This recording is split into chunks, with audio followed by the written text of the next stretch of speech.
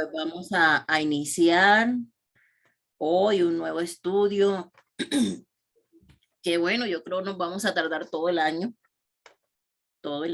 con este estudio porque eh, el Antiguo Testamento es bastante largo, bastante eh,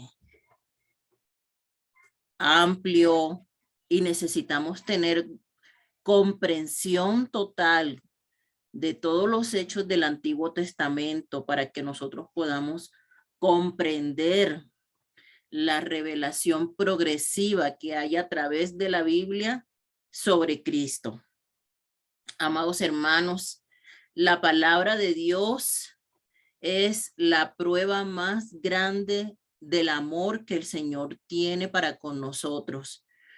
Por eso nos preocupamos y tratamos de motivarles a que escudriñen la palabra de Dios, a que conozcan la palabra de Dios, porque no hay otro libro en el mundo entero que pueda producir vida en nuestro ser.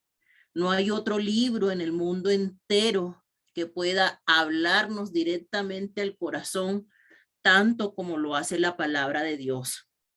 Por eso es necesario, hermanos. Y la palabra de Dios constantemente nos exhorta a que escudriñemos las escrituras, a que meditemos día y noche. En Josué, el Señor nos manda a que nunca se aparte de nuestra boca el libro de la ley, sino que de día y de noche meditemos en él, para que guardes y hagas conforme a todo lo que en él está escrito, y entonces harás prosperar tu camino y todo te saldrá bien. Mucha gente anda por ahí buscando la clave del éxito. Mucha gente anda por ahí matándose, ¿verdad? Trabajando a sol y sombra, buscando el éxito y la bendición. Pero ¿sabes cuál es el secreto del éxito? El secreto del éxito está ahí en Josué 1:8, en escudriñar la palabra de Dios, en no apartarnos de los mandamientos de Dios, en vivir la palabra, en amar la presencia. Allí está el secreto del éxito. No hay otro, hermanos. No hay otra fórmula. No hay otra fórmula. Y a veces las personas anhelan la bendición de Dios, buscan la bendición de Dios, pero no quieren esforzarse, no quieren un compromiso real con el Señor. Y si nosotros no nos comprometemos a buscar al Señor con todo nuestro corazón, a darle el primer lugar, a darle la prioridad en nuestra vida, a que sea el Señor el que ocupe ese primer lugar en nuestros corazones, amados hermanos, nosotros por más que trabajemos, de verdad no vamos a poder gozar de las ricas bendiciones que hay en el Señor, porque la única manera en que la Biblia nos dice que nos deleitemos en el Señor y todo lo que anhela nuestro corazón nos será dado, pero hay una condición: deleitarnos en el Señor, darle la prioridad al Señor. Entonces, con esta introducción, amados hermanos, vamos a empezar este viaje, digo yo, por todo el Antiguo Testamento. Y pues la Biblia, amados hermanos, no es más que un conjunto de libros, ¿sí? Eso es lo que significa la palabra Biblia. Y está dividida en dos partes, ¿sí? El Antiguo y el Nuevo Testamento. El Antiguo Testamento relacionado con todos aquellos hechos que ocurrieron antes del nacimiento de Cristo, y el Nuevo Testamento relacionado con todos aquellos hechos que ocurrieron después del nacimiento de Cristo. ¿Qué significa testamento?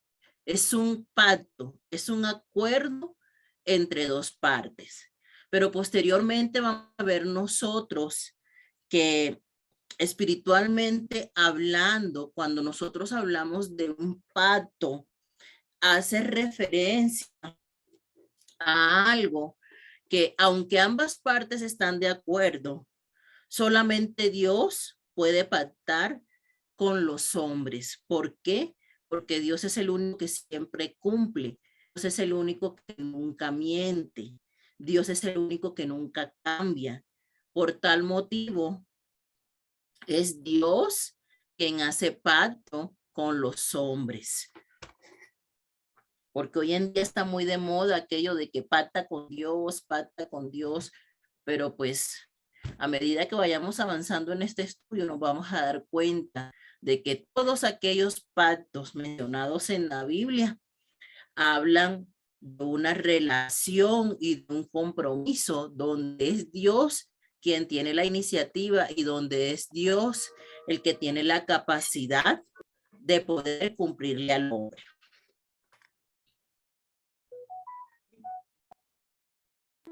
Buenas noches, pastora. Buenas noches, hermana. Ahora, hermanos, la palabra de Dios, como todos sabemos, ¿verdad? Ya es un conjunto de libros. ¿Cuántos libros tiene la Biblia? ¿Quién me quiere decir? ¿Cuántos libros son en total? 66. 66. Así es. ¿Cuántos libros hay en el Antiguo Testamento? 39. ¿Y cuántos libros tiene el Nuevo Testamento? 27. 27. 27. Muy bien. Eso es básico, ¿eh? Entonces, ahí está. Déjenme ver que están ingresando personas. Estoy aquí dándoles el acceso. Eso es básico, ¿eh? Eso es preescolar 1 para todo cristiano, ¿verdad? Son 66 libros en la Biblia, 39 en el Antiguo Testamento y 27 en el Nuevo Testamento. Y a lo largo de toda la escritura hay un solo tema principal que es la historia de la redención. Y hay un personaje principal que es Jesucristo, porque desde el Génesis las escrituras nos revelan a Cristo. Hay muchísimos personajes, pero el personaje que vemos revelado en todos los libros del Antiguo y en todos los libros del Nuevo Testamento es Cristo mismo. Ahora, cuando hablamos de testamento, hay un sentido legal, ¿sí? En un sentido legal es un documento dejado por un difunto, ¿verdad? Acerca de la distribución de sus propiedades. Cuando alguien muere, ¿cierto? Y deja un testamento, sabemos que en ese documento está la última voluntad de esa persona en cuanto a qué se va a hacer con las propiedades que tiene. En un sentido espiritual, ¿sí? Los llamamos pactos entre Dios y la raza humana. En las escrituras, amados hermanos,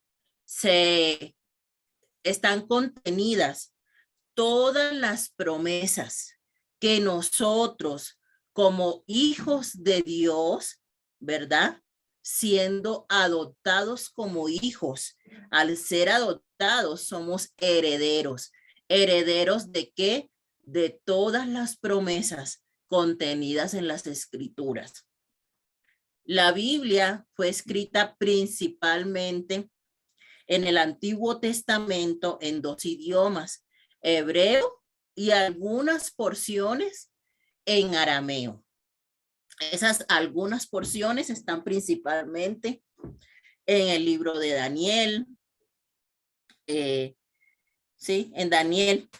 Y en el Nuevo Testamento está escrito en griego koine, pero bueno, ahorita nos vamos a enfocar en el Antiguo Testamento, que es el estudio que nos compete en esta hora. Recuerden ustedes, esto es un recorderis para que nosotros tengamos plena conciencia ¿sí? Antes de empezar a estudiar el Génesis, de que el Antiguo Testamento fue escrito en varios materiales y anteriormente, ¿sí?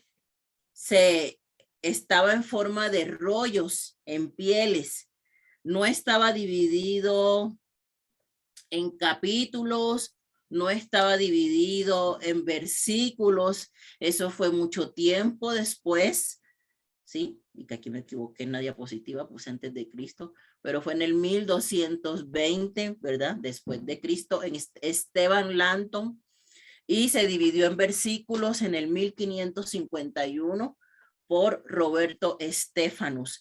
Y eso ha sido algo que nos ha ayudado en el mejor estudio de las escrituras, porque imagínense nosotros a estas alturas para buscar una cita bíblica, si no estuviera dividida en capítulos y en versículos, ¿cómo haríamos, verdad? Sería una complicación. Y de hecho, como antes no estaba dividida así la Biblia, nosotros podemos ver que en las escrituras, tanto Jesús como los apóstoles, ¿verdad?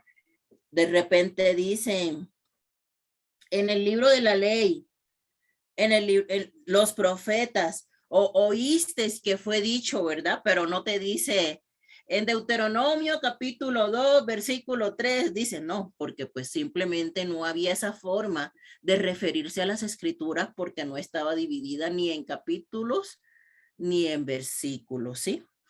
El objetivo de la Biblia es dar testimonio del Dios único. A lo largo de todas las escrituras, amados hermanos, nosotros podemos ver reflejado el carácter de Dios, los atributos de Dios. Y eso lo vemos desde el primer capítulo de Génesis. Ahorita lo vamos a ver con más detalle. La Biblia nos da testimonio de un Dios que es creador, de un Dios que es quien sustenta, quien sostiene el universo con su poder, con su mano, ¿sí? Y todo fue hecho por medio de Jesucristo y para gloria de nuestro Dios.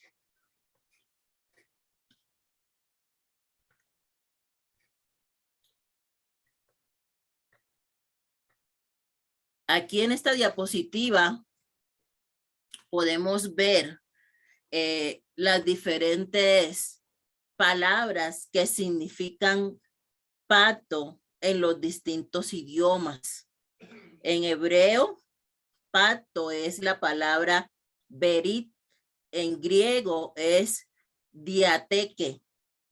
En latín significa pacto o testamento, ¿sí? Y en español significa pacto, acuerdo, o también nosotros, ¿verdad? En nuestro español lo traducimos como la voluntad de alguien. Eso es un testamento, ¿sí? Aquí tenemos explicado cómo se divide la Biblia hebrea. Los hebreos nada más dividen su Antiguo Testamento en tres partes. Y para ellos, el Antiguo Testamento no tiene 39 libros, tiene 24 libros, ¿sí? Para ellos, la Biblia, en el Antiguo Testamento, se divide en la ley, los profetas y los escritos. La ley es la Torá, los profetas es Nevijín y escritos es Ketubín. La ley, como pues muchos de nosotros ya sabremos, ¿verdad? Contiene los 5 primeros libros de la Biblia, lo que nosotros conocemos como el Pentateuco. Génesis, Éxodo, Levítico, Números y Deuteronomio. Ellos incluyen algunos libros que para nosotros en nuestra Biblia habitual se incluyen dentro de los libros históricos, para ellos están contenidos en la división de los profetas. Ellos incluyen dentro de los profetas Josué, Jueces, el primer y el segundo libro de Samuel, que es un solo libro para ellos, no está dividido como en nuestras Biblias en un libro y en dos partes, sino que para ellos, lo que para nosotros es primer y segundo libro de Samuel, para ellos es un solo libro. Lo que para nosotros es primero y segundo libro de Reyes, para ellos es un solo libro. Isaías, Jeremías, Ezequiel, y tienen otro libro que son los 12 profetas menores, que como todos sabemos en nuestra Biblia están separados y son literalmente 12 libros de los profetas menores. Para ellos todos esos profetas menores están incluidos en un solo libro. Y los escritos, que incluyen parte de lo que nosotros conocemos como los libros poéticos, ¿sí? Está Salmos, Proverbios, Job, Cantar de los Cantares y Eclesiastés, pero aparte también incluyen libros históricos. Está también Ruth, Lamentaciones, Esther, Daniel, Esdras y Nehemías. Es un solo libro en la Biblia hebrea, y el primero y el segundo libro de Crónicas es un solo libro también, no está dividido en la Biblia hebrea. Entonces, si usted algún día tiene la oportunidad de ver una Biblia hebrea, va a ver que solamente son 24 libros.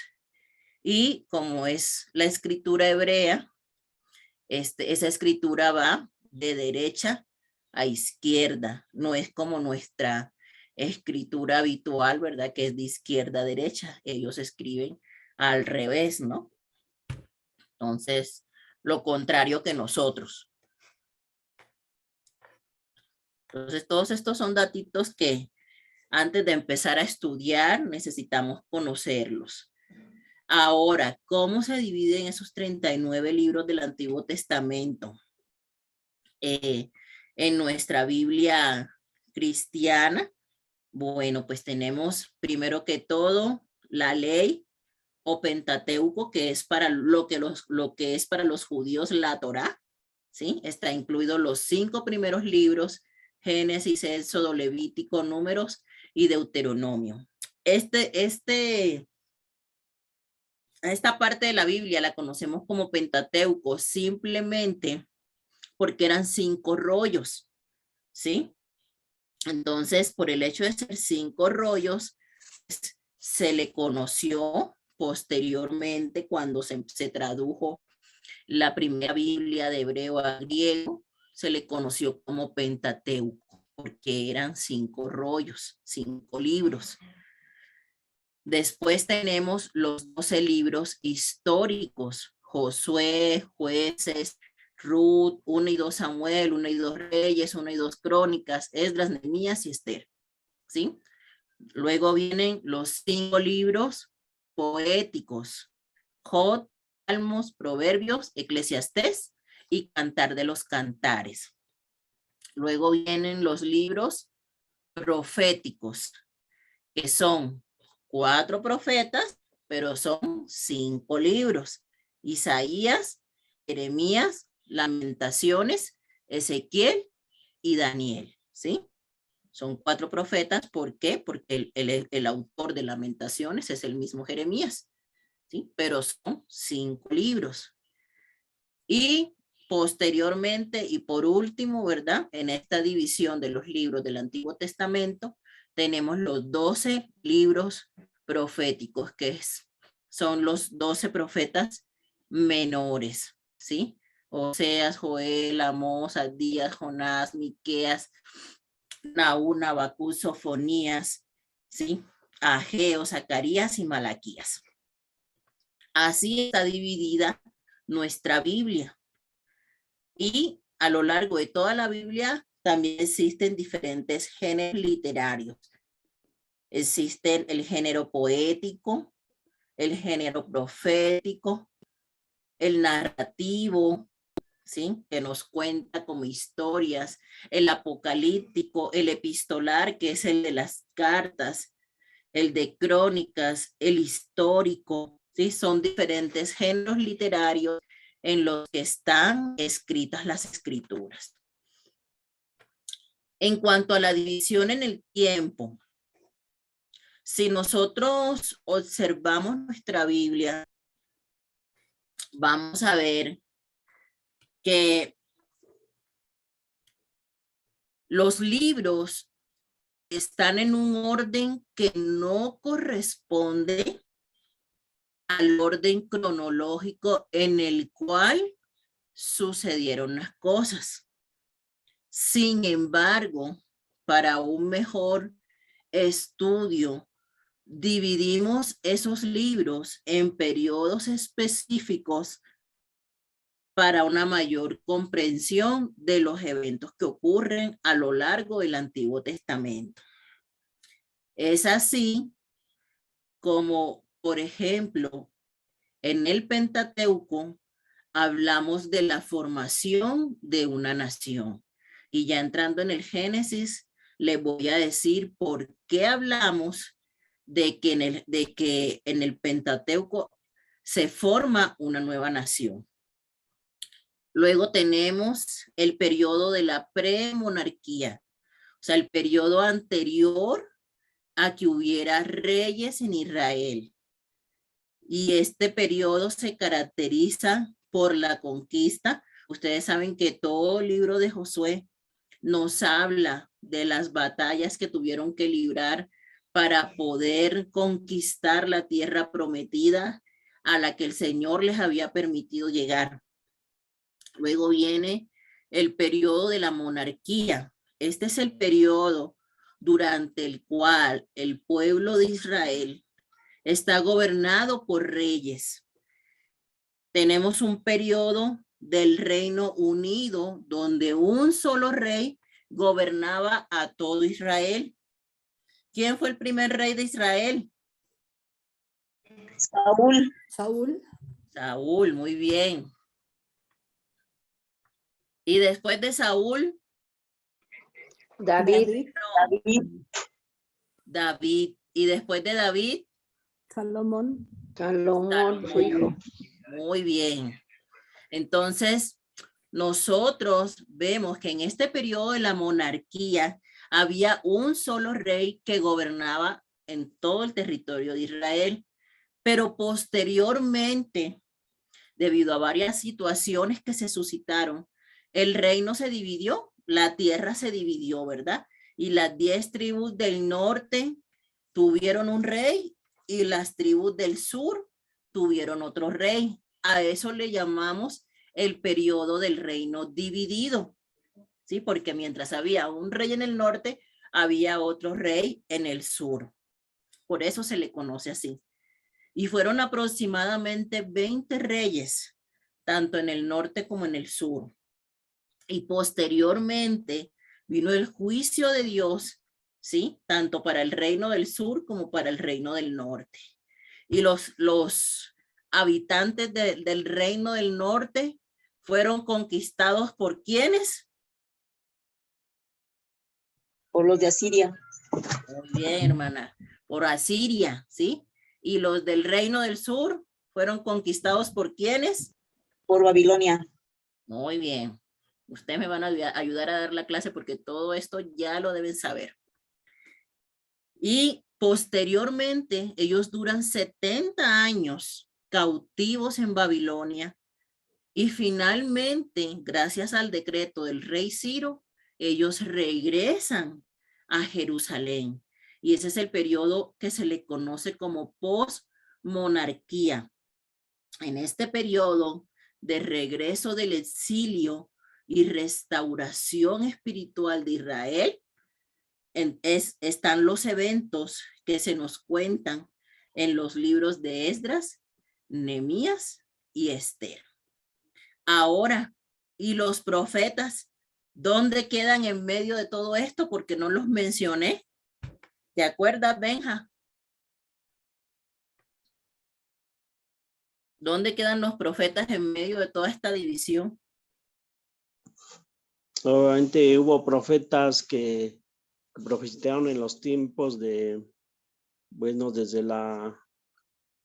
cuando se dividió el reino, unos profetizaron en el reino del sur, otros en el norte, otros en ambos. Ahí es donde están los profetas, entrarían ahí en el Reino Unido y dividido. Así es, gracias, Benja. La mayoría de los profetas profetizaron durante ese periodo de la monarquía, cuando el reino estaba dividido. Nosotros vemos profetas desde el Pentateuco. Sin embargo, la mayoría de esos profetas que nosotros vemos en el libro de Samuel, por ejemplo, los profetas que le hablaron a David, no fueron profetas que escribieron. Los profetas escritores, la mayoría de ellos están durante el tiempo del reino dividido. Al igual que los profetas, los 12 profetas menores, la mayoría de ellos, ¿sí?, profetizan durante el periodo del reino dividido, y algunos como Zacarías, Ageo, ellos profetizan en el periodo de la posmonarquía o retorno, ¿sí?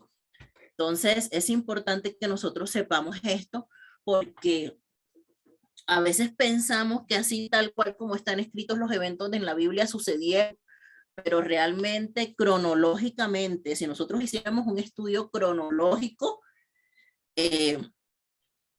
no podríamos estudiar los libros así en ese mismo orden en que aparecen en nuestra Biblia, ¿sí? Pero bueno, les decía al comienzo de este estudio que toda la palabra de Dios nos revela a Cristo. Nosotros vamos a ver que a lo largo de las escrituras hay una revelación a la cual se le llama la revelación progresiva, porque en el Antiguo Testamento vamos a observar lo que son tipos de Cristo. Ese es un término hermenéutico. ¿Y qué quiere decir eso? Que es una prefigura o una figura de Cristo en el Antiguo Testamento, ¿sí? Entonces vamos a ver, no se preocupen, eso lo vamos a ir aprendiendo con calma, no llevamos prisa, ¿verdad? Eso lo vamos a ir aprendiendo, que a lo largo del Antiguo Testamento hay tanto personajes como eventos que representan a Cristo mismo, porque todo el Antiguo Testamento es una sombra de lo que habría de venir. Entonces, en Génesis vemos a Jesús, ¿dónde? En la creación. Ahorita les voy a decir dónde, ¿sí? Porque de pronto alguno dirá, ¿cómo que Jesús en la creación? Sí, Jesús estaba, acuérdense ustedes, que el Señor, ¿verdad? Uno de sus atributos es que Él es eterno. Él es el alfa y la omega. A Él nadie lo creó. Él es el creador, ¿sí? Y ahorita lo vamos a ver en nuestra Biblia. Jesús es la simiente de la mujer. La primera profecía mesiánica está en Génesis 3:15. Ahorita lo vamos a ver, no se preocupen, ahorita que entremos ya al Génesis como tal, ¿sí? Vamos a ver también que Jesús es está representado en la ofrenda que Dios proveyó en lugar de Isaac, cuando el Señor le dijo a Abraham, lleva a tu hijo, a tu único hijo, ¿sí? Y haz un holocausto. Ese evento nos está representando a Cristo, ¿sí? Recuerdan ustedes que el ángel de Jehová dijo, detén tu mano, no le hagas daño al muchacho. Dios se proveerá de carnero para el holocausto, ¿sí? Esto nos está representando el sacrificio de Cristo, ¿sí? También José siendo rechazado, vendido por sus hermanos y levantado desde el foso, desde la cisterna donde sus hermanos lo echaron al trono, igual nos representa a Cristo. El cetro de Judá, del cual habla Génesis, nos representa a Cristo. En el Éxodo, ¿cómo vemos a Jesús en el Cordero sacrificado cuando se instituyó la fiesta de la Pascua? En Levítico, ¿cómo vemos representado a Cristo? En el sacrificio por el pecado, ¿sí? Y en la institución de un sumo sacerdote que expiaría los pecados del pueblo. En Números, Jesús es la roca que dio agua y la serpiente levantada en el desierto, que todo aquel que la miraba era sano, ¿sí? Y la estrella de Jacob. En Deuteronomio, Jesús es el profeta futuro como Moisés. Bueno, ahora ustedes me van a ayudar. En Ruth, ¿cómo vemos a Jesús en Ruth? En el libro de Ruth. ¿Qué se les ocurre? Sería Jesús el Redentor. Así es, Jesús es nuestro pariente redentor, ¿sí? En Josué, ¿cómo vemos a Jesús?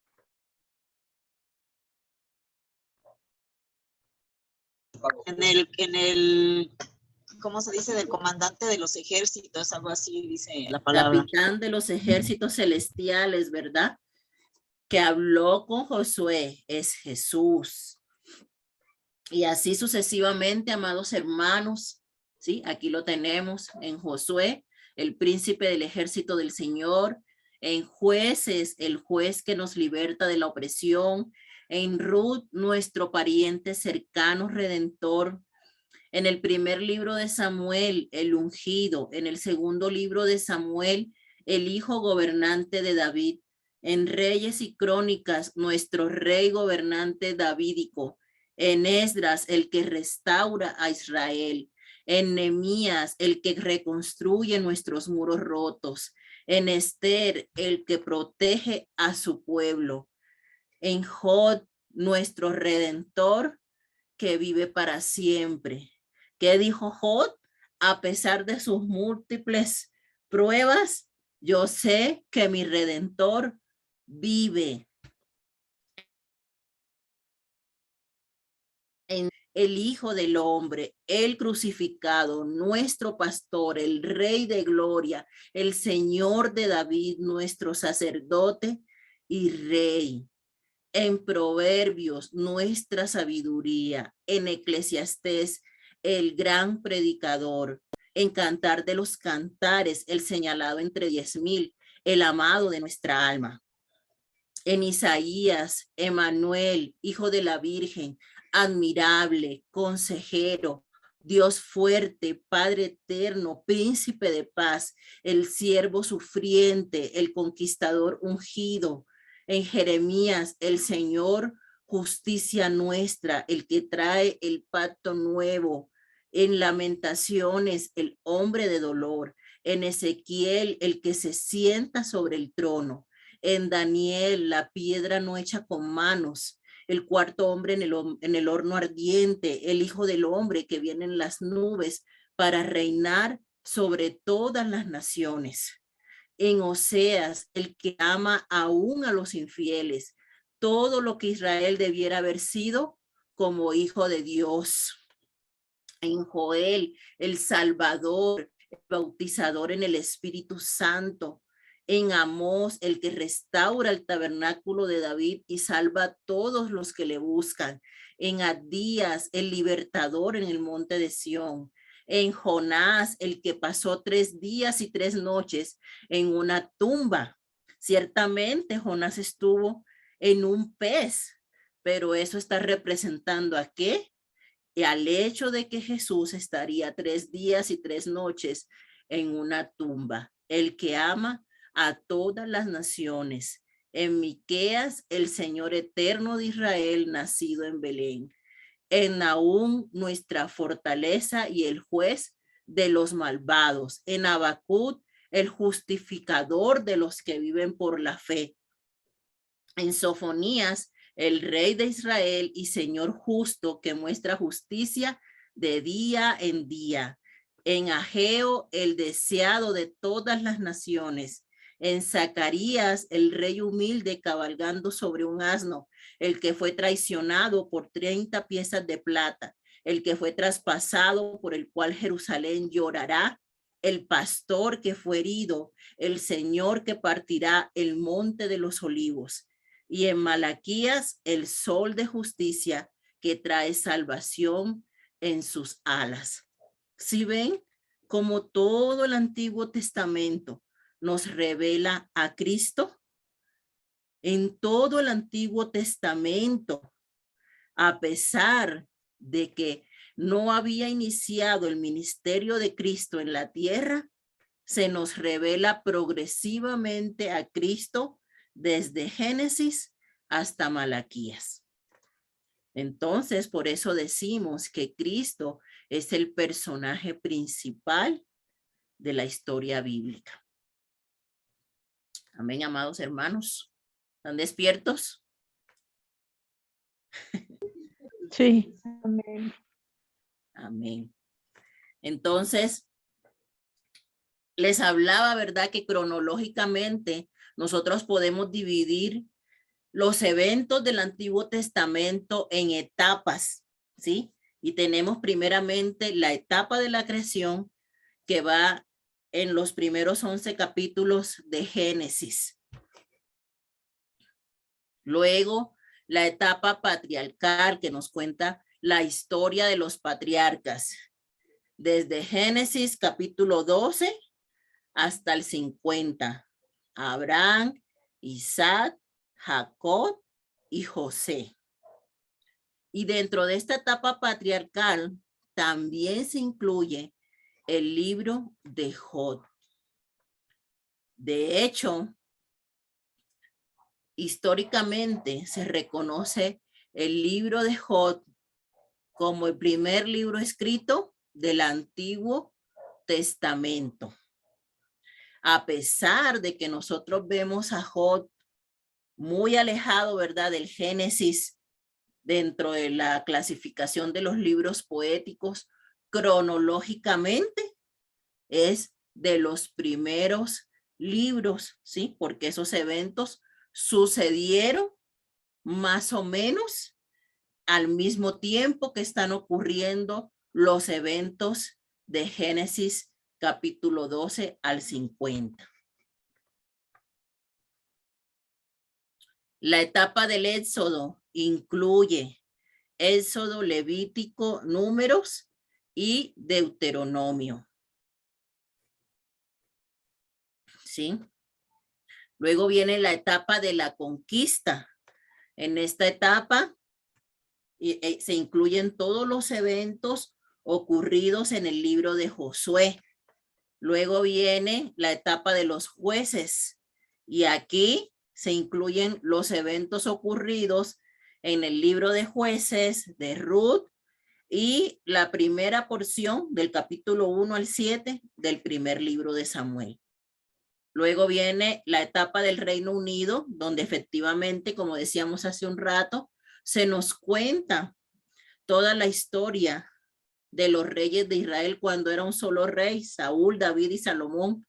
Toda la historia de Saúl, David y Salomón la encontramos en el primer libro de Samuel, del capítulo 8 al 31, en el primer libro de Reyes, del capítulo 1 al 11, en el primer libro de Crónicas, en el segundo de Crónicas, del 1 al 9, e incluimos dentro de esta etapa del Reino Unido Salmos, Proverbios, Eclesiastés y Cantar de los Cantares. ¿Por qué razón?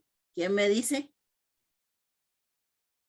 ¿Por qué razón incluimos dentro de esta etapa del Reino Unido Salmos, Proverbios, Eclesiastés y Cantar de los Cantares? Cuando queremos hacer un estudio cronológico de la Biblia.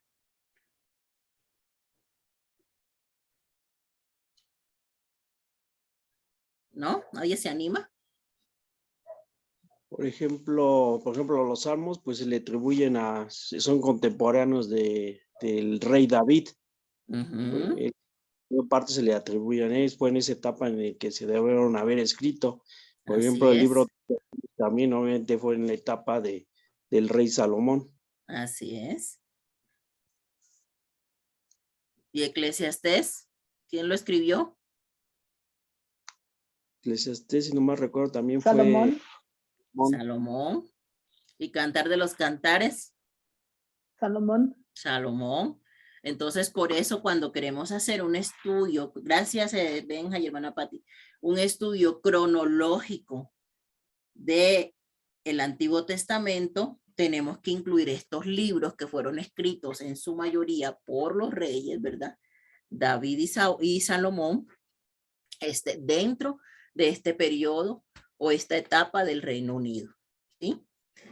Ahora, en el reino dividido, cuando empieza a reinar un rey en el norte y otro rey en el sur, aquí están todos los eventos de primer libro de Reyes a partir del capítulo 12, del segundo de Reyes, del segundo de Crónicas, y como ustedes ven, la mayoría de los profetas menores y también mayores, ¿sí? Está Abdías, Joel, Jonás, Amós, Oseas, Isaías, Miqueas, Nahum, Sofonías, Jeremías, Habacuc y Lamentaciones.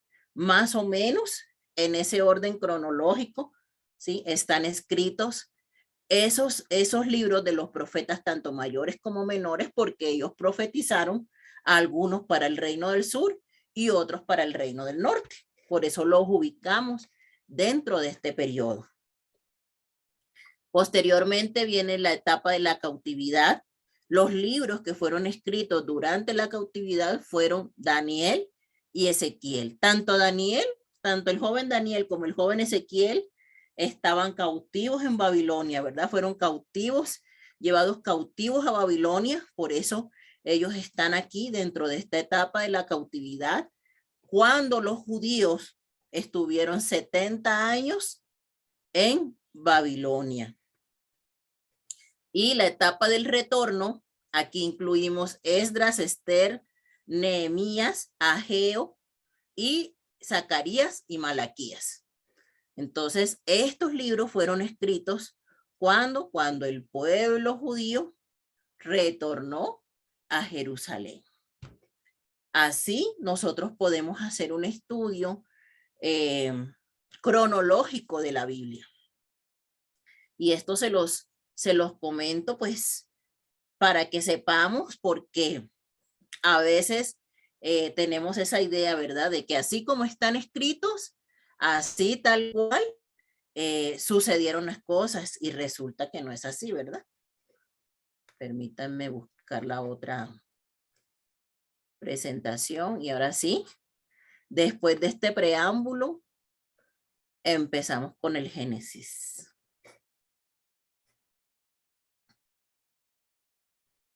Vamos a ver.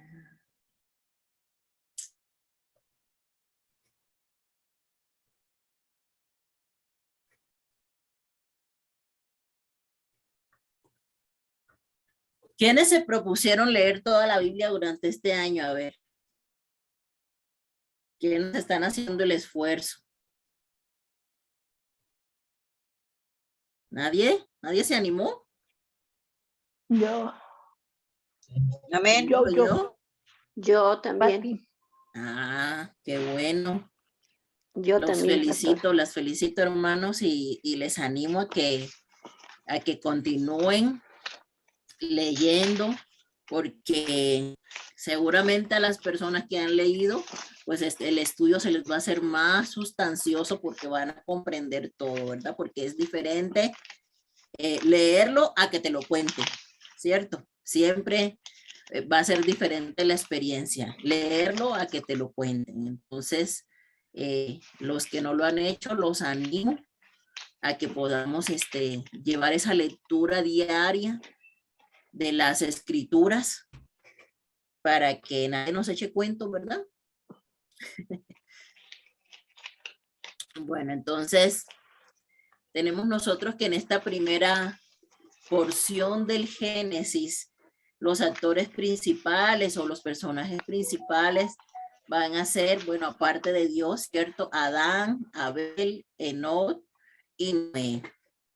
Y los temas principales durante este periodo son la creación, la caída, el diluvio y la torre de Babel.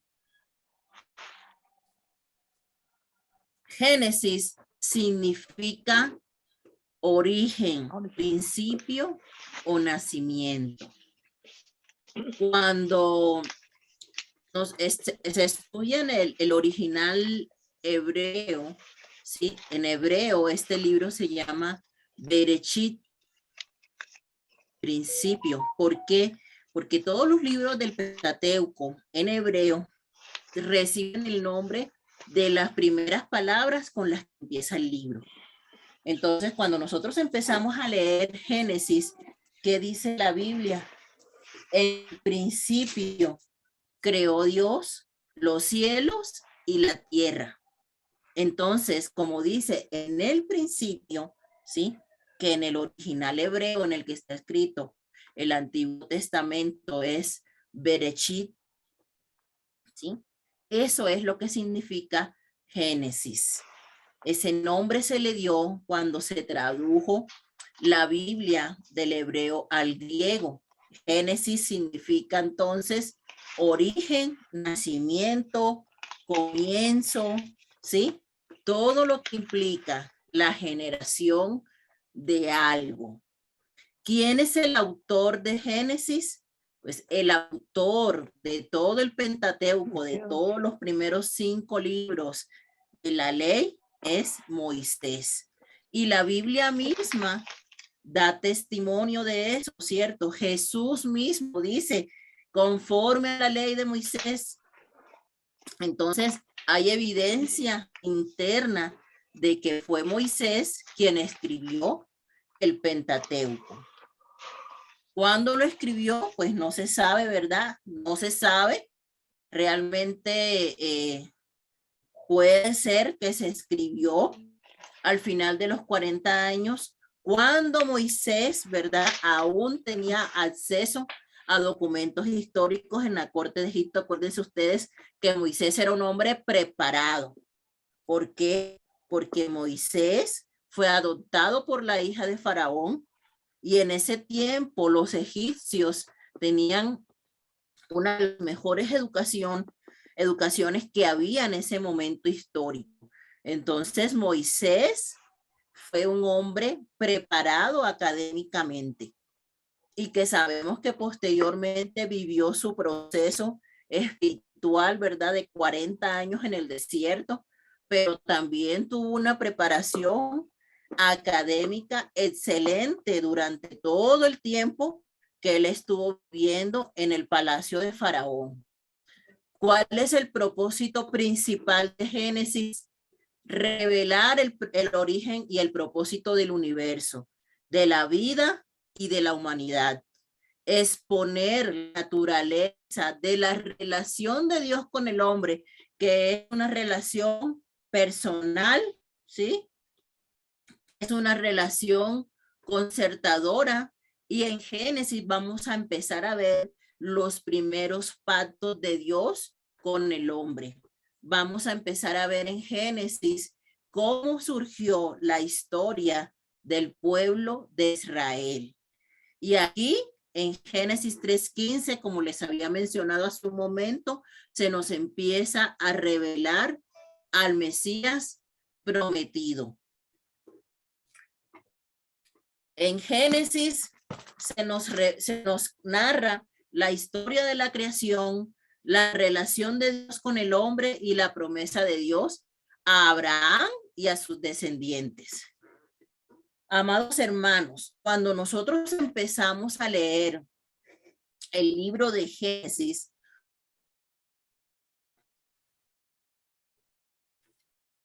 llama la atención en el primer capítulo de Génesis, en el primer versículo, dicen las escrituras, en el principio creó Dios los cielos y la tierra. La Biblia no se preocupa por contarnos de dónde surgió Dios, si Dios existe, las teorías sobre la existencia de Dios. La Biblia da por sentado la existencia de Dios. La Biblia no está interesada en que los ateos salgan con múltiples teorías sobre la existencia y los argumentos de Dios. No, señor. La Biblia da por sentado que Dios existe. No se pone a darle explicaciones al ser humano acerca de la existencia de Dios. Simplemente dice, en el principio creó Dios. Y da por sentada la existencia de Dios.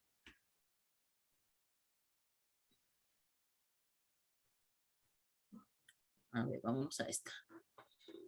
Y vamos a leer nosotros en este primer capítulo de Génesis que el Señor durante los primeros días todo lo creó con el poder de su palabra.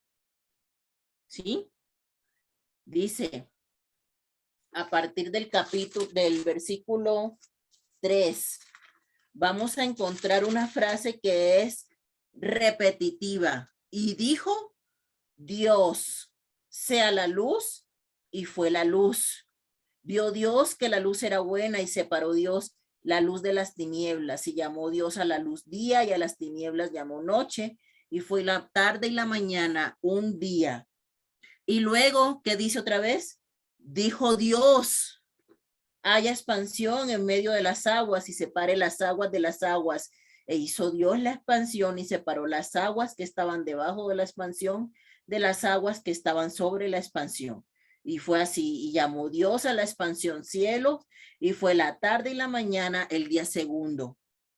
Dijo también Dios, ¿sí? Y aquí ya vamos por el tercer día. Y todo lo que ha ocurrido ha sido ¿cómo? Con el poder de su palabra. Con el poder de su palabra. Porque todo lo que ha ocurrido es que dijo Dios. Dijo Dios. Cuando llegamos al cuarto día, en el versículo 14 dice, dijo luego Dios, haya lumbreras en la expansión de los cielos para separar el día de la noche y sirvan de señales para las estaciones, para días y años. Luego, al quinto día, a partir del versículo 20, dice, dijo Dios, produzcan las aguas seres vivientes. El agua iba a producir seres vivientes. Dios, con el poder de su palabra, le dio a las aguas la capacidad de producir seres vivientes. ¿Sí? Y luego, hasta el sexto día, dice la palabra, y luego dijo Dios, produzca la tierra seres vivientes según su género, bestias y serpientes y animales de la tierra según su especie, y fue así. Y hasta ahora todo ha ocurrido con el poder de su palabra. ¿Cierto? Entonces, en el versículo 26, dijo Dios, hagamos al hombre a nuestra imagen, conforme a nuestra semejanza, y señoree en los peces del mar, en las aves de los cielos, en las bestias, en toda la tierra y en todo animal que se arrastra sobre la tierra. Y aquí entonces la pregunta es, si desde el versículo 1 La palabra está diciendo, dijo Dios, y dijo Dios, y dijo Dios, y dijo Dios.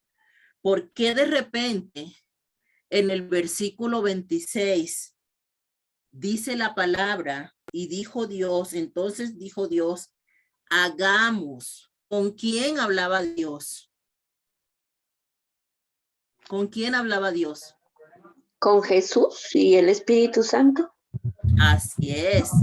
Esta es, amados hermanos, la primera revelación de la Trinidad en el Antiguo Testamento. ¿Sí? Porque allí estaba la Trinidad. La Trinidad, que uno de sus atributos es que es eterna. ¿Sí? No tiene principio, no tiene final. Es un atributo de la Trinidad, la eternidad. Entonces, desde la creación, allí estaba la Trinidad. Allí estaba presente nuestro Señor, porque por Él y para Él fueron hechas todas las cosas, ¿sí? Ahora, hermanos, en el original, en este primer capítulo de Génesis, en el original hebreo, el Señor se escribe, o cuando nos hablan, la palabra hace referencia a Dios, hace referencia a Elohim, que es el Dios creador. Sin embargo, llama la atención que en hebreo esta es una palabra en plural. ¿Eso qué nos muestra? Que toda la Trinidad estuvo presente durante la creación. ¿Cuál fue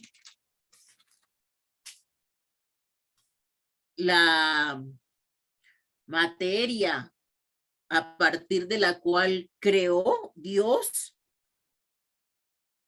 La nada. En el original hebreo, cuando la palabra dice en el principio creó Dios, la palabra para crear es la palabra bara, que significa que el Señor creó de la nada, creó algo nuevo.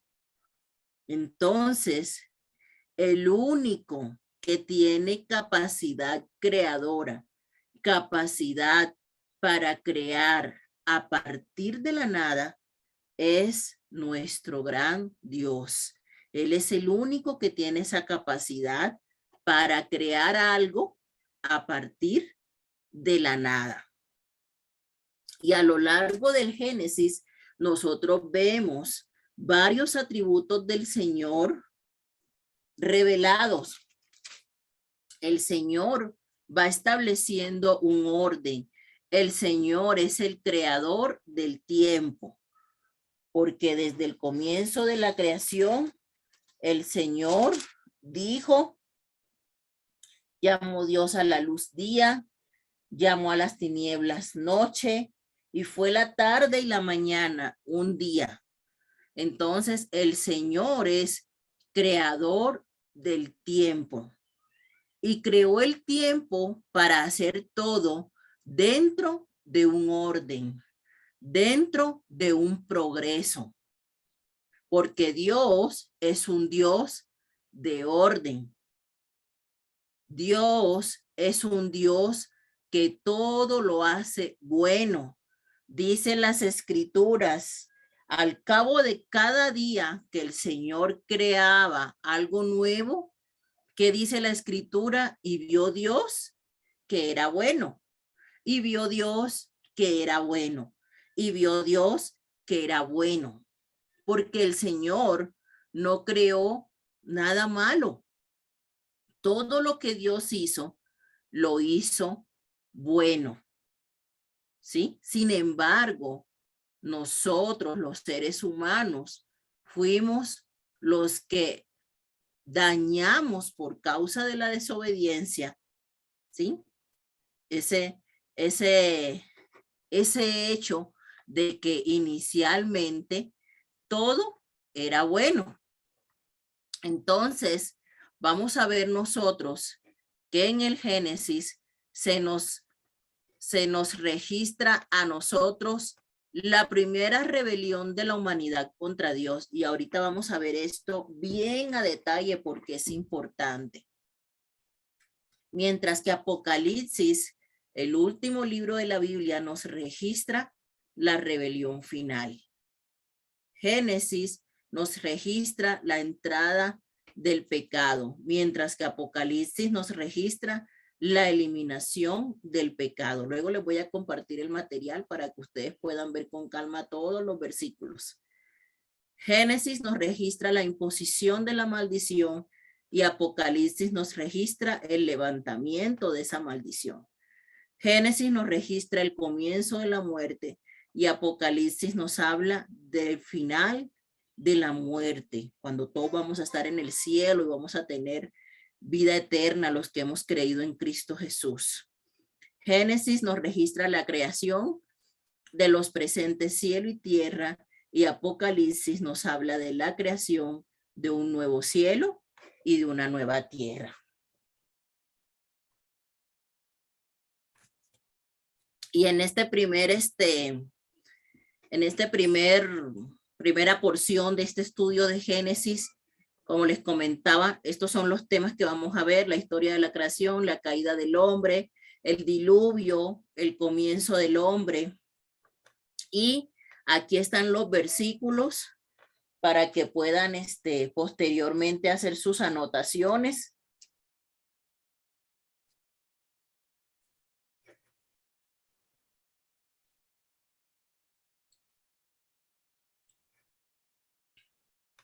Y como haciendo honor a su nombre, vamos a ver que en el Génesis se nos relata el inicio de varias cosas. En Génesis se nos habla de la única etapa en que Dios descansó. Nosotros hemos leído, ¿verdad?, en nuestra Biblia, que Dios no duerme, ¿cierto? Sin embargo, aquí en este relato de la creación, nosotros podemos observar que el séptimo día Dios descansó de la obra que había hecho. Nos muestra en Génesis, este libro de los orígenes, de los comienzos, el primer ser humano creado, que fue Adán, y el primer ser humano engendrado, que fue Caín. El primer hombre que murió, que fue Abel, y el primero que no murió, que fue Enoc. Podemos ver nosotros que en este libro se nos habla de la primera boda, que fue ¿quién y quién? ¿Con quiénes instituyó Dios el matrimonio? ¿Con qué personajes? Con Adán y Eva. Adán y Eva, ¿cierto? Dice la palabra que el Señor los bendijo y les dio la orden de multiplicarse, ¿verdad? Entonces aquí en el Génesis vemos nosotros la primera boda. Vemos el primer asesinato. ¿Cuál fue el primer asesinato? Que mató a Abel.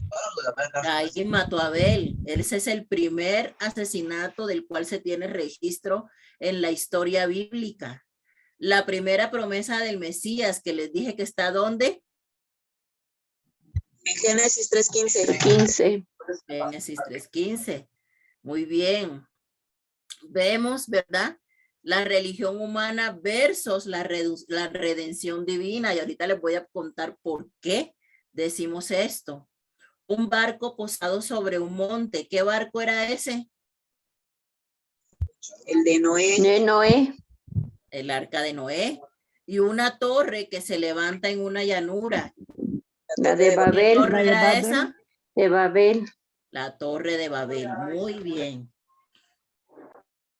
Estas son las historias que nos cuenta el Génesis.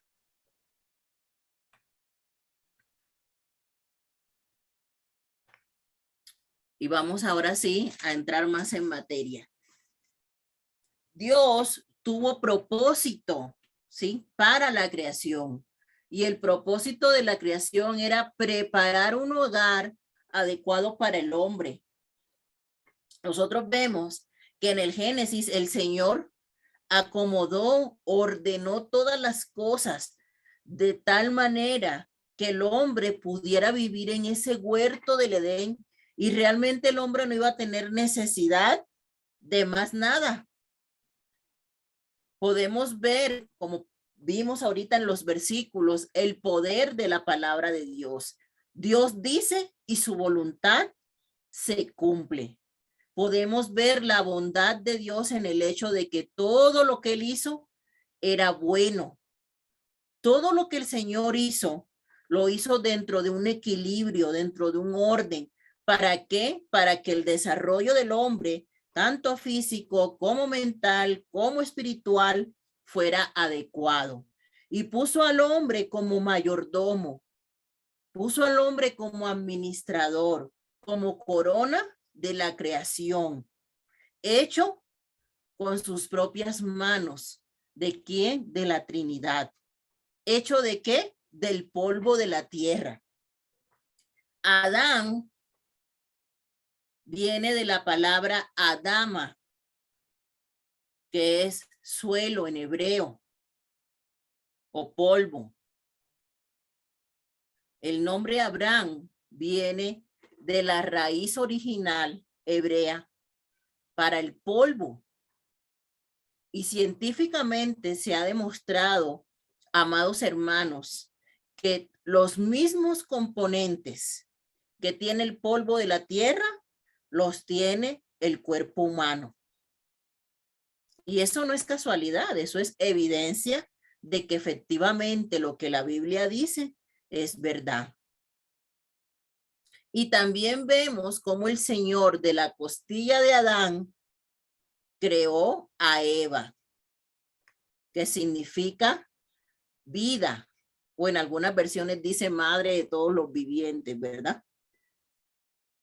Cuando el Señor hizo a Adán, nosotros vemos que él se preocupó por crearlo a su imagen y su semejanza. ¿Qué quiere decir que el hombre está hecho a imagen y semejanza de Dios? ¿Será lo que algunos andan diciendo por ahí que somos diosesitos? Bueno, he escuchado eso, ¿no? En algún púlpito por ahí, que somos diosesitos. ¿Será que eso es lo que quiere decir que somos hechos a la imagen de Dios? ¿O quién me puede dar una opinión? ¿Qué significa el hecho de que nosotros estamos hechos a imagen y semejanza de Dios? ¿Quién me quiere dar su opinión? ¿Están despiertos? Es como, más que nada, y bueno, lo que yo me acuerdo es que hechos a imagen de Dios, de acuerdo a los atributos que Dios tiene, los que son comunicables para nosotros. Así es. Dios tiene atributos comunicables, como el amor, como la santidad, como la bondad, la misericordia. En ese sentido, nosotros fuimos hechos a la imagen de Dios, pero no en un sentido físico. ¿Por qué no pudo ser en un sentido físico? Porque Dios es espíritu. ¿Estamos de acuerdo? Dios es espíritu. Entonces, no pudimos haber sido hechos a la imagen de Dios en relación a algo físico. Estamos hechos a la imagen de Dios, como bien lo decía la hermana, por los atributos comunicables de Dios. Como Dios es santo, ¿sí? Él demanda de nosotros ¿qué? Santidad. ¿Por qué? Porque estamos hechos a su imagen y semejanza. Como Dios es misericordioso, Él demanda de nosotros que seamos misericordiosos. Como Dios es amor, Él demanda de nosotros que lo amemos a Él y a nuestro prójimo, porque Dios es amor. ¿Sí? Entonces somos hechos a su imagen y semejanza en cuanto a los atributos que Dios nos comunica a nosotros como seres humanos. El Señor llamó al hombre a sojuzgar y a llenar la tierra. ¿Qué quiere decir eso? Que nosotros somos mayordomos de la creación. La palabra dice que la creación gime, ¿sí? Por la manifestación de los hijos de Dios. ¿Por qué? Porque cuando el hombre cayó, aún la creación fue afectada. Aún sobre la tierra cayó juicio. Y ahorita lo vamos a leer para que lo veamos a detalle. Aún sobre la tierra cayó el juicio de Dios. Y por eso es que la creación espera la manifestación de los hijos de Dios, porque nosotros somos responsables de cuidar la creación. Entonces nosotros, como hijos de Dios, vamos a dar cuentas al Señor de lo que hicimos con la creación que Él puso para que nosotros viviéramos dentro de un equilibrio y tuviéramos una mayordomía en la tierra. El Señor nos va a pedir cuentas como administradores. Entonces no piense usted que puede maltratar a los animales o puede andar por ahí arrancándole las ramas a los árboles y que el Señor no le va a pedir cuentas de eso, porque el Señor nos va a pedir cuentas de su creación, porque Él nos puso a nosotros a sojuzgar la tierra. A veces pensamos que esas cosas no son importantes, pero nosotros como hijos de Dios estamos llamados a cuidar la creación del Señor, no a dañarla, no a maltratarla, no a echar basura en el mar para que se ahoguen los delfines. Nosotros estamos llamados a tener una correcta administración sobre la creación. El hombre fue exhortado a disfrutar de todo lo que había en el Edén, menos una cosa: el árbol de la ciencia, del conocimiento, del bien y del mal. Al hombre se le dio un trabajo, porque a veces las personas piensan que el trabajo es castigo de Dios, ¿no? O así nos ha enseñado la canción, ¿verdad? Que el trabajo lo hizo Dios como castigo. Pero déjenme decirles que antes de que el hombre cayera, el hombre tenía trabajo. ¿O es que acaso el hecho de tener mayordomía sobre la creación, sobre los animales, no era un trabajo? Claro que sí. El hecho de ponerle nombre a todos los animales, ¿acaso no era un trabajo? Imagínense si nosotros, cuando vamos a tener un hijo, duramos meses buscando el nombre. ¿No creen ustedes que Adán también tuvo que esforzarse para ponerle nombre a todos los animales? Entonces, claro que el hombre tenía un trabajo. ¿En qué consistió el castigo o el juicio? En que ahora ese trabajo fatigaría al hombre, ¿verdad? Pero no quiere decir que el trabajo sea un castigo, porque muchos cristianos viven bajo esa concepción, que no quieren trabajar porque piensan que el trabajo es un castigo de Dios. Pero el trabajo no es castigo, el trabajo es una bendición de Dios. Entonces, amados hermanos, al hombre en el Edén se le dio una esposa y se instituyó así la primera familia.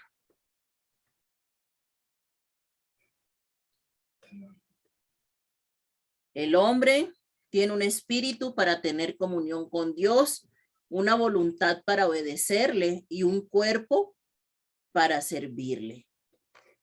Y el día de reposo es para darle adoración a nuestro Creador por todo lo que Él hizo en nosotros.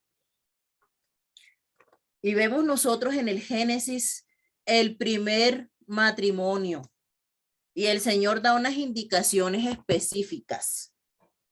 ¿Será que el Señor le dijo a Adán, Adán, voy a hacer 100 mujeres para que sea feliz porque con una no es suficiente? ¿Dice eso su Biblia?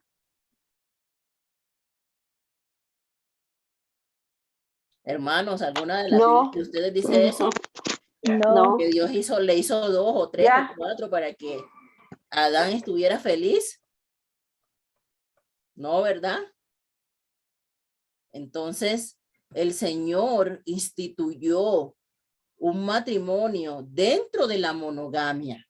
La voluntad de Dios es un hombre para una mujer. Esa es la voluntad del Señor. La voluntad de Dios es que la relación matrimonial sea indisoluble. El Señor le dijo a ellos, ¿verdad?, que el hombre dejaría a padre y madre, ¿cierto?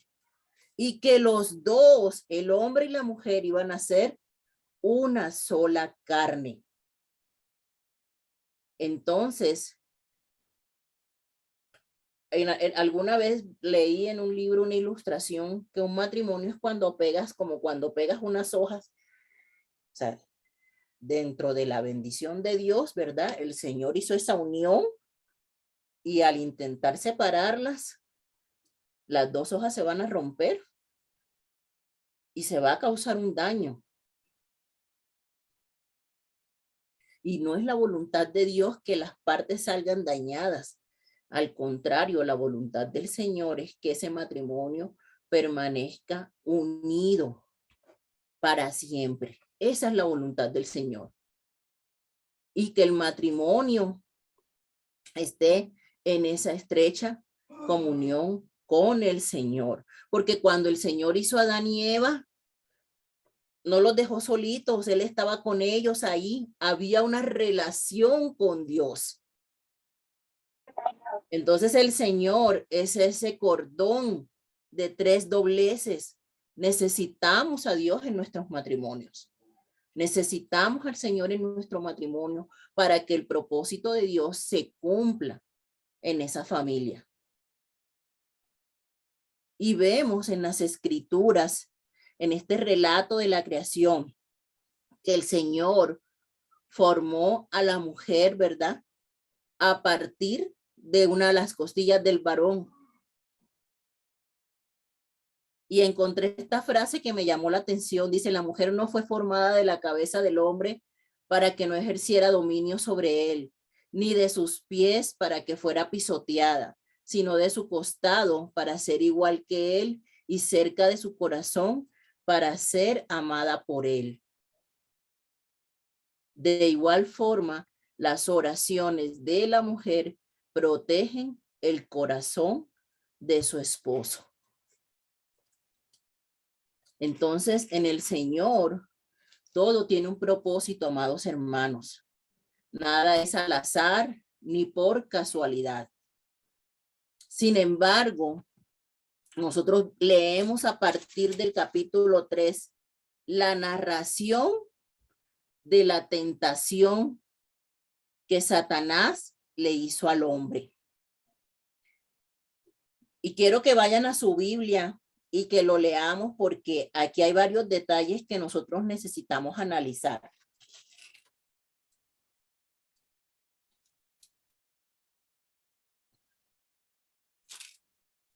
Dice en el capítulo 3 de Génesis, pero la serpiente era astuta más que todos los animales del campo que Jehová Dios había hecho, la cual dijo a la mujer, con que Dios os ha dicho, no comáis de todo árbol del huerto. A ver, hermanos, ¿Dios le dijo eso a la mujer? ¿Dios le dijo que no comiera de todo árbol del huerto? No. No. ¿Qué fue lo que le dijo Dios? Que Vamos no al comiera capítulo 2. del árbol del bien y del mal, nada más, pero no de todos. Yes.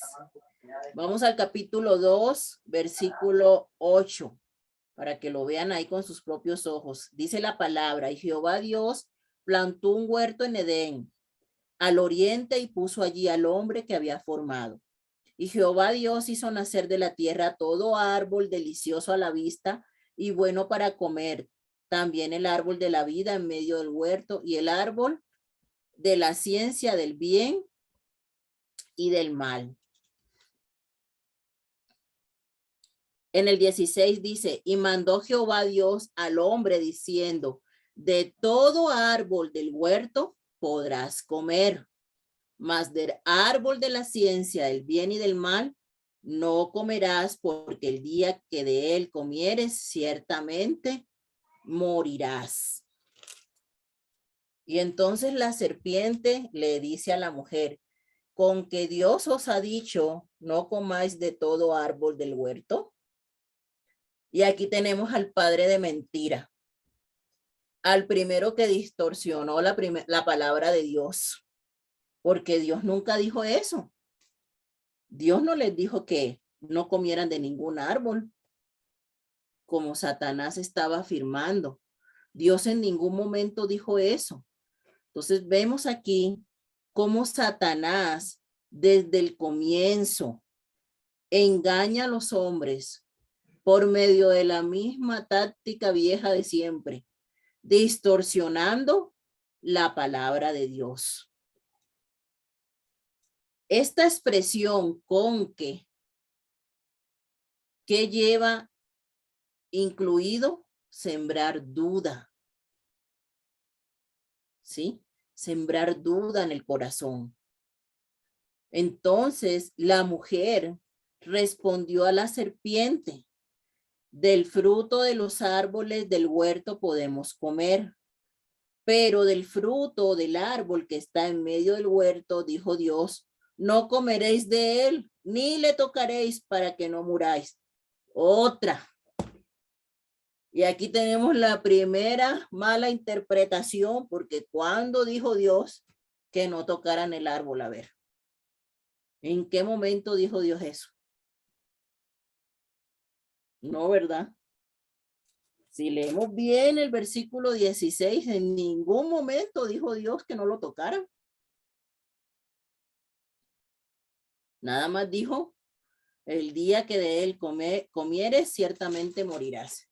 Pero aquí, la mujer, ¿verdad? Yo creo que de ahí surgió el mito de que las mujeres son chismosas, porque esta parte le agregó a la palabra de Dios.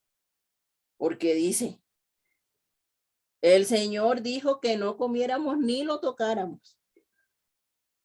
Y ahí vemos cómo entonces la distorsión de la palabra y la mala interpretación de la palabra, la adulteración de la palabra de Dios, ¿sí? Lleva a una cantidad de eventos que finalizan con la caída del hombre. Entonces, le dice la serpiente, dice, entonces la serpiente dijo a la mujer, no moriréis. O sea, sembró duda en su corazón, incredulidad en su corazón, contradiciendo lo que Dios había dicho. Dice, sino que sabe Dios que el día que comáis de él, serán abiertos vuestros ojos y seréis como Dios, sabiendo el bien y el mal. Y entonces, ¿qué pasó? Ante esta duda que Satanás sembró en el corazón de la mujer, dice el versículo 6, y vio la mujer que el árbol era bueno para comer, que era agradable a los ojos y árbol codiciable para alcanzar la sabiduría, y tomó de su fruto y comió, y dio también a su marido, el cual comió así como ella. Entonces, ¿qué pasó? pues esta mujer, ¿verdad? Creyó lo que Satanás le dijo, de que al comer del fruto ella iba a ser como Dios. Y entró la codicia a su corazón y decidió tomar el fruto y comerlo. Ahora, hay quienes dicen, es que Dios fue el que tentó a Adán y Eva al haber colocado ese árbol ahí para que ellos pecaran. Sin embargo, la palabra dice, amados hermanos, que Dios no tienta a nadie. Dios no tienta a nadie. El único tentador es Satanás. Entonces, ¿por qué sucedieron estas cosas? El Señor nos creó con un libre albedrío. Y para usted poder ejercer ese libre albedrío, usted tiene que tener la capacidad de decidir. Si el hombre no hubiera tenido capacidad de decidir, entonces, ¿dónde queda el libre albedrío? Para que haya un libre albedrío, tiene que haber un camino A y un camino B, para que usted decida por cuál de los dos caminos se quiere ir. Y entonces, dentro de ese libre albedrío, las personas escogerán si se van, ¿verdad?, por el camino espacioso que lleva a la muerte eterna, o si entran por la puerta estrecha que lleva a la salvación. Pero tiene que haber dos opciones para que usted pueda tener la libertad de decidir. Porque si a usted nada más, si a usted le dicen, bueno, o es blanco, escoge con cuál te quedas. ¿Habrá oportunidad de ejercer el libre albedrío? No, porque a usted nada más le están dando una opción, blanco o blanco. Entonces era necesario que el hombre tuviera esa libertad para decidir desde el Edén, porque fue creado con un libre albedrío. Entonces, el Señor ciertamente le advirtió al hombre, no comas de este árbol, porque si tú comes de este árbol, tú vas a morir. Y es como el hombre que bajo el conocimiento de las cosas le advierte a otro que no sabe el peligro que puede correr. Por ejemplo, y esta ilustración me gusta mucho, es como un médico, ¿verdad?, que le puede explicar a usted, bueno, fíjese que el cáncer lo puede producir tal y tal situación, le puede causar A, B, C y D síntomas, ¿sí? Va a hacer que usted se sienta de esta manera, de esta otra. Pero eso lo sabe el médico porque lo ha estudiado, pero no porque al médico le haya dado cáncer. Y por eso el médico está en la capacidad de explicarle al paciente en qué consiste un cáncer. Pero no porque lo haya vivido, sino porque tiene pleno conocimiento de todo lo que el cáncer puede provocar. Asimismo, el Señor, ¿verdad?, le dijo al hombre, no comas de este árbol de la ciencia del bien y del mal, porque el día que comas de él, ciertamente morirás. Efectivamente, el Señor, ¿sí?, como es omnisciente, como todo lo sabe, conoce el bien y conoce el mal, pero no porque él lo haya experimentado, porque él es un Dios santo que no comete pecado, pero claro que sabe lo que es el pecado y las consecuencias que produce. Y por eso fue su advertencia para el hombre, para que el hombre no experimentara la culpa, la vergüenza, el dolor y la separación que conlleva en sí el hecho de cometer pecado.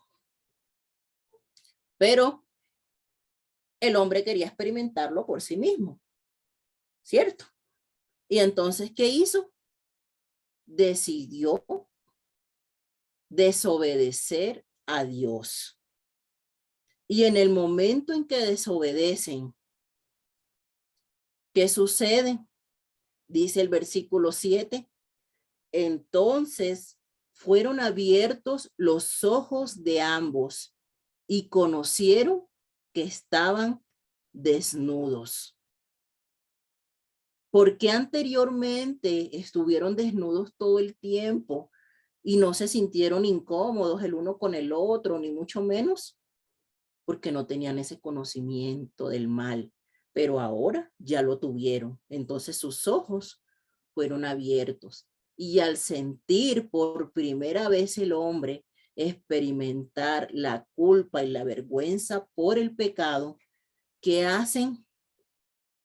Dice, entonces cosieron hojas de higuera y se hicieron delantales. Entonces vemos nosotros, amados hermanos, como el mismo hombre, ¿sí? Trató de tapar su pecado. Y por eso es que al comienzo les decía, bueno, en el Génesis se nos habla del comienzo de la religión, porque la religión es lo que el hombre hace para acercarse a Dios. Y esto fue lo que ellos hicieron, la forma en la cual ellos pensaron que podían acercarse a Dios tapándose con esas hojas. Dice, y oyeron la voz de Jehová Dios que se paseaba en el huerto al aire del día, y el hombre y su mujer, ¿qué hicieron? Se escondieron de la presencia de Jehová Dios entre los árboles del huerto. Y esta es otra gran mentira en la cual el hombre ha vivido engañado por generaciones.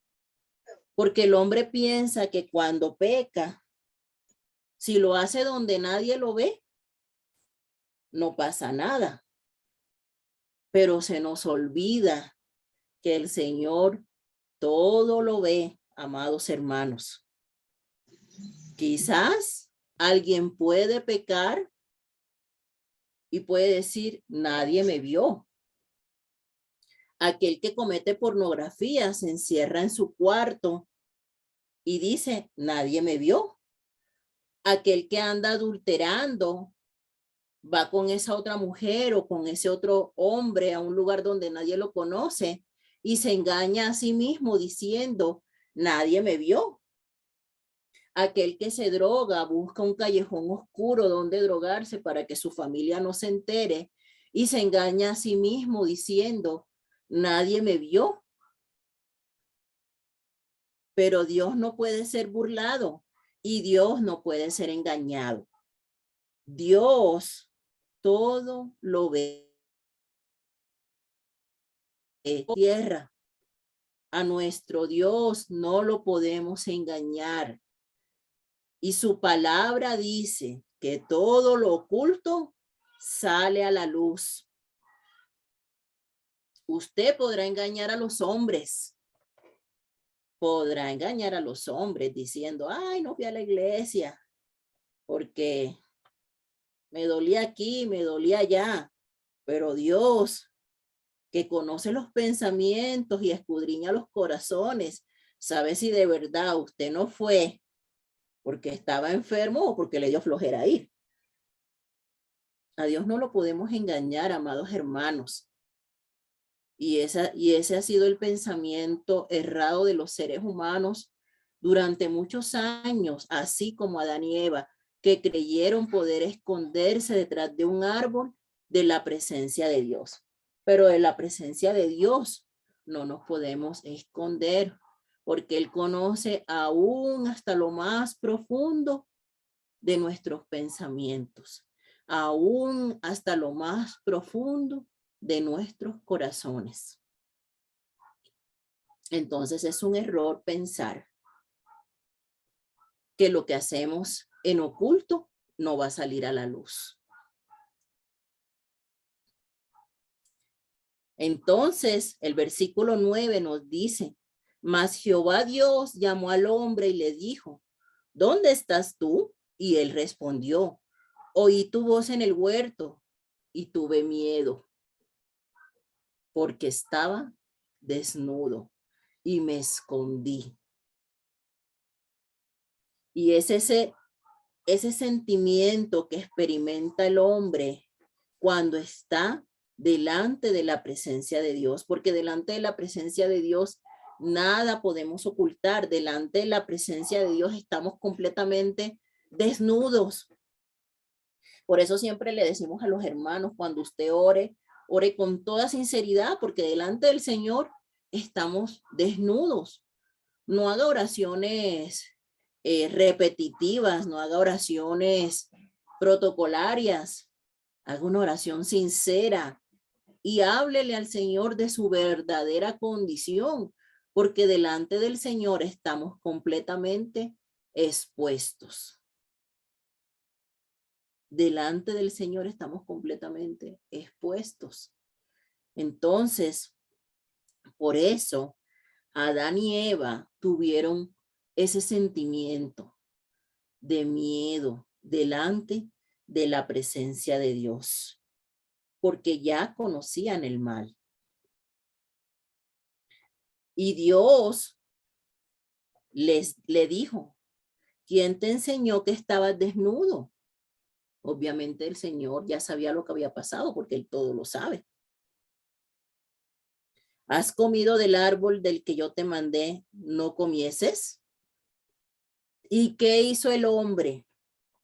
Y el hombre respondió, la mujer que tú me diste por compañera me dio del árbol y yo comí. Otra reacción del hombre por generaciones. Intentar echarle la culpa a Dios de sus males. Intentar echarle la culpa a otros por sus errores y no aceptar sus propias culpas. Siempre que alguien se equivoca, hay un culpable. Siempre que alguien se equivoca, otra persona tiene la responsabilidad de lo que nosotros hicimos. Pero no tenemos la valentía de aceptar nuestros propios errores. No tenemos la valentía de ser sinceros aún con nosotros mismos y decir, yo me equivoqué, yo tomé una mala decisión, yo hice esto malo,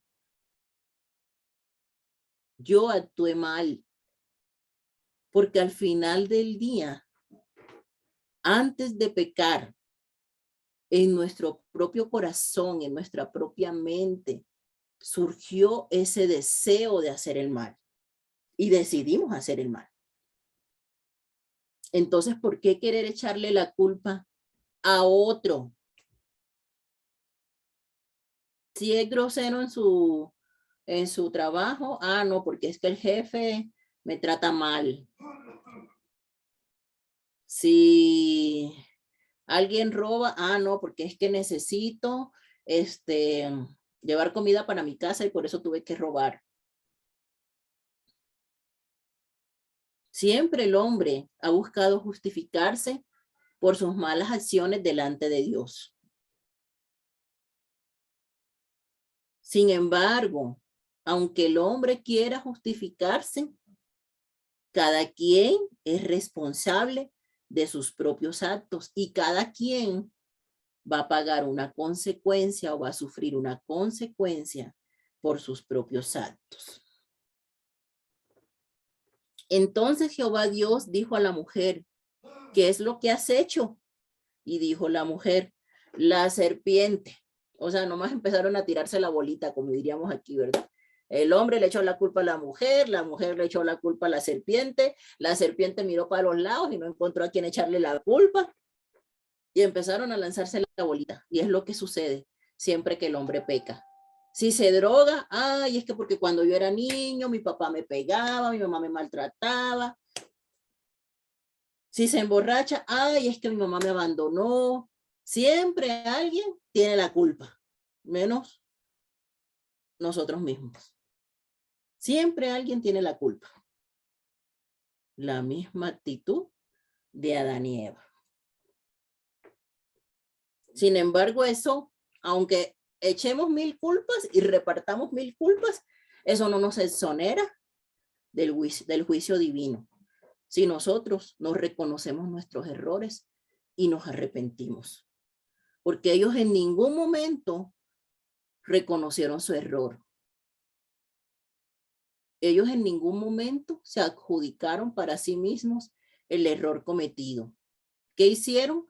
Desplazar la culpa hacia otro. Y Jehová Dios dijo a la serpiente: por cuanto esto hiciste, maldita serás entre todas las bestias y entre todos los animales del campo. Sobre tu pecho andarás y polvo comerás todos los días de tu vida. Y aquí vemos entonces, después de la caída, cómo viene juicio. Viene un juicio aquí sobre la serpiente. ¿Cuál era el juicio? Arrastrarse sobre su pecho y comer polvo todos los días de su vida. Y aquí viene la promesa de la redención. Dice, y pondré enemistad entre ti y la mujer, y entre tu simiente y la simiente suya. Esta te herirá en la cabeza, y tú le herirás en el calcañar. Amados hermanos, esta es la primera promesa mesiánica que encontramos en el Antiguo Testamento. Esa simiente que iba a herir a Satanás en la cabeza es Jesucristo. Jesucristo es la simiente de la mujer que heriría a Satanás en la cabeza. Mientras que Satanás le heriría ¿dónde? En el talón, en el calcañar. Pero no es lo mismo una herida en el talón, que fue todos los sufrimientos que Jesucristo padeció en la cruz, a una herida en la cabeza, que es una herida mortal, porque Jesús venció a Satanás en la cruz del Calvario. Esta es la primera promesa de redención. Viene el juicio sobre la mujer. A la mujer le dijo, multiplicaré en gran manera los dolores en tus preñeces.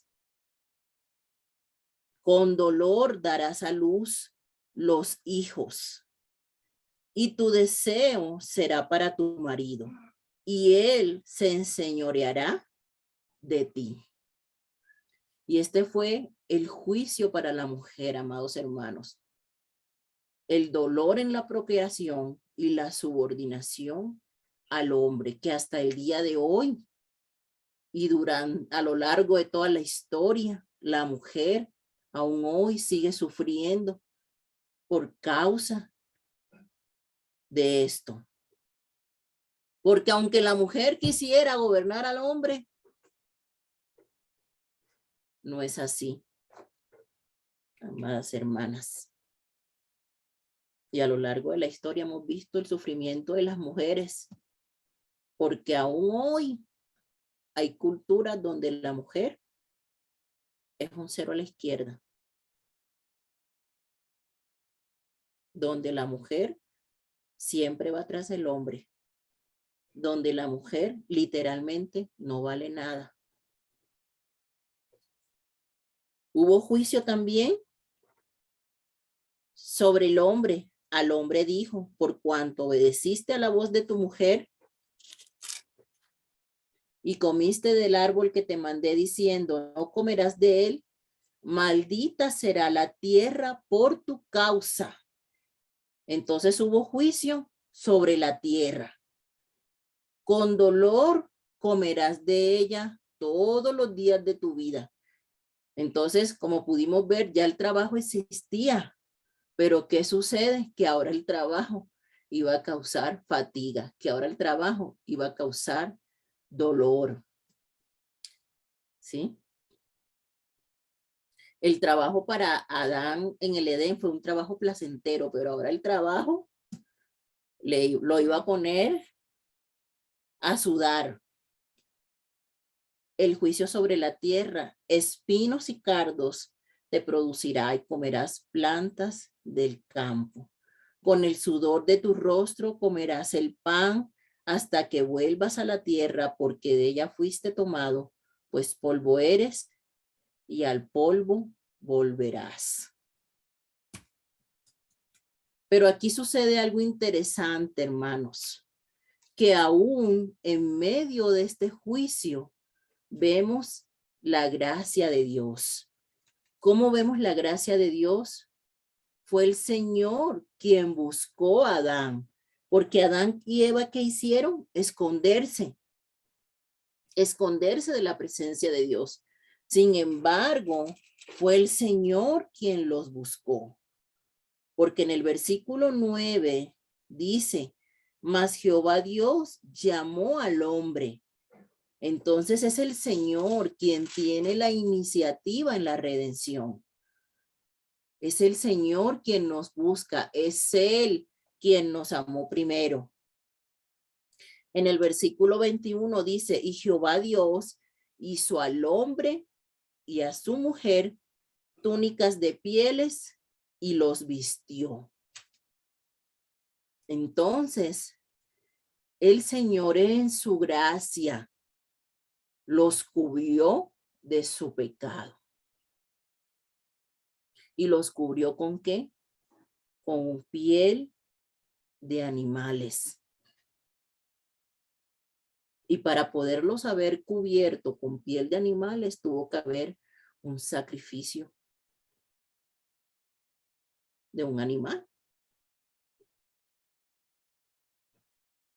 Porque sin derramamiento de sangre no hay redención de pecado. ¿Estamos de acuerdo? Y dijo Jehová Dios, he aquí, el hombre es como uno de nosotros, sabiendo el bien y el mal. Ahora pues, que no alargue su mano y tome también del árbol de la vida y coma y viva para siempre. Y lo sacó Jehová del huerto del Edén para que labrase la tierra de que fue tomado. Entonces, por gracia, lo sacó del Edén. Y por gracia, en Génesis 3:15, le prometió al hombre un salvador. Entonces, amados hermanos, hasta aquí vamos a dejar. Vamos a seguir en la siguiente clase deleitándonos con el Génesis. Y bueno, espero que